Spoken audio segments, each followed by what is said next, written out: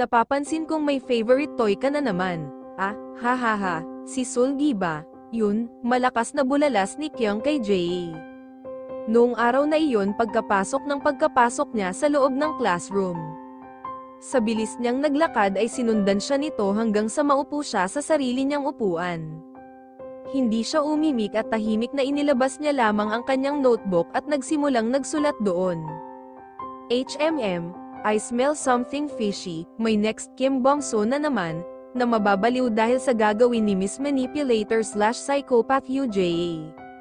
Napangisi at nakatalumbaba naturan naman ni Yeri habang nakaharap sa kanya. Siya si Yoo Jae, ang nag-iisang anak na babae ni Yoo Tae-jun, ang chairman ng J Medical Center at director ng JLAB sa South Korea. Sikat at kilala ang kanyang ama, dahil sa pagiging matagumpay nito sa larangang medical at sa pagiging matulungin nito.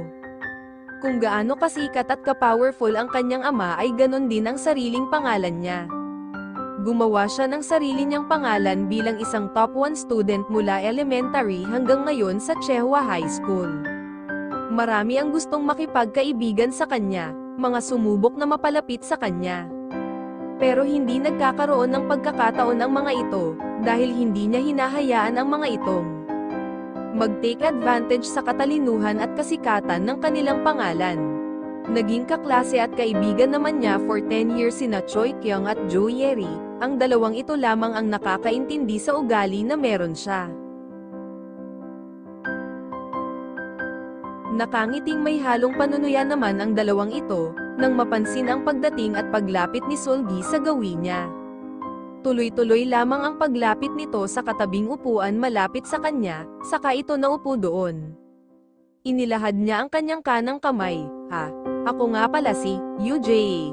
Sambit nitong tiningnan lamang siya saka nabalik ang mga tingin sa harapan. Kilala na kita Jae. Parati na kitang nakikita sa TV, nginitian niya naman ito kaya lumabas ang mapuputi niyang mga ngipin, and you are Woo Sulgi, right? Tumango lamang ito, about pala sa nangyari kagabi, hindi na niya natapos pa ang sasabihin nang biglang pumasok na ang kanilang guro.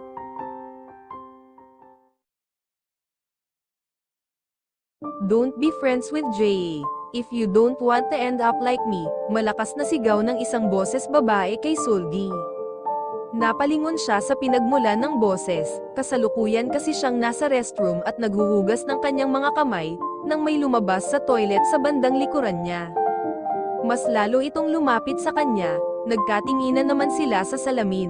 My name is Kim Bong-so, siguro pamilyar na sa'yo ang pangalan ko kasi parati akong pinag-uusapan nila na Ri. Well, let's go back to the topic, hindi mo ba alam kung anong ginawa ni Jae sa'kin noon? Tila baliw na saad nito habang itinuturo nito ang sarili. Nakaramdam siya ng pag-aalala rito at sa kanyang sarili, kung titingnan kasi ito habang nagsasalita at ang mga galaw nito ay tila wala ito sa sarili. Sulgi, malakas na pagtawag sa kanyang pangalan, napatingin naman siya sa pintuan at nakita niya, ang nakangiting si Jae, mabibilis ang mga hakbang na lumapit ito sa kanya. Nandito ka lang pala, kanina pa kita hinahanap, abot-abot ang hiningang saad nito, nagtaka naman siya sa pinagsasabi nito, bakit, let's have lunch, may treat, kinindatan siya nito sabay hawak at hila sa kanyang kamay, gulat na napasunod naman siya rito.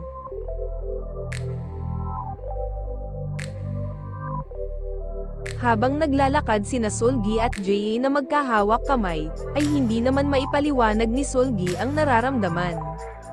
Magkahalong hiya at kaba ang kanyang nararamdaman lalo na at ramdam niya ang mga matang gulat at nagtataka na nakamasid sa kanila. Ganito na ba talaga siya kasikat? At bakit? Hindi niya ako binibitawan, just hold my hand para hindi ka mawala sa school, di ba?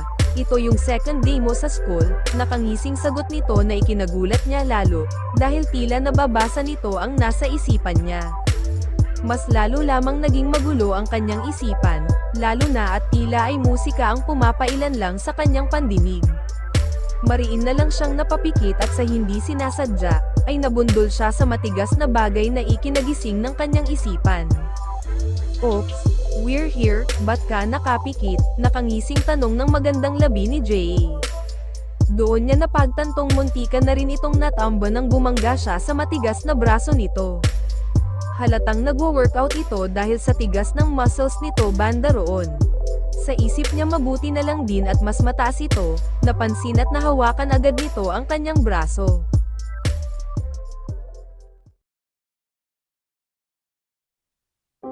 Nang natuon ang kanyang mga mata sa harapan, ay doon lamang niya napansin na nasa food court na sila. Sa paglibot ng kanyang mga paningin ay hindi pa rin nawawala ang karamihan sa mga mata na nakatingin sa kanya. Just sit there, and I'll order for you, masiglang sagot nito saka ito nagmamadaling pumunta sa counter. Can we join? Tanong naman ng isang boses babae sa kanyang likuran. Sa kanyang paglingon, ay bumungad sa kanya ang magandang mukha nito.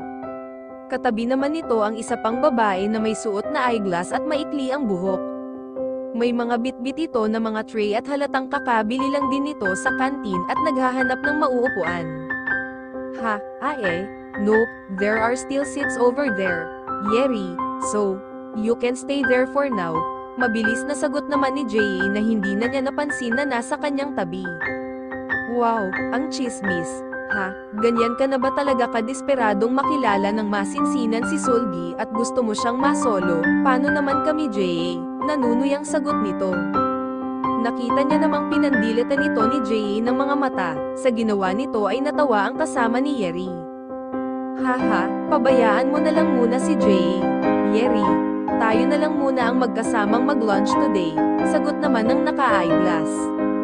Okay, nabalik ang mga tingin ni Yeri sa kanya saka nabalik kay Jay. I'll see you around.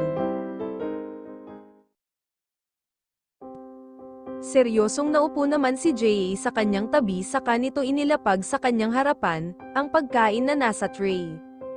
I ordered bibimbap for you. Alam ko kasing hindi ka mahilig sa maanghang, right? Natameme naman siya at nangunot ang kanyang noo. Paano mo nalaman? Nakita ko lang kahapon ang laman ng lunchbox mo, nakangiting sagot nito. Napatango na rin siya, nakakapagtaka naman, ang layo ng upuan namin kahapon sa kantin.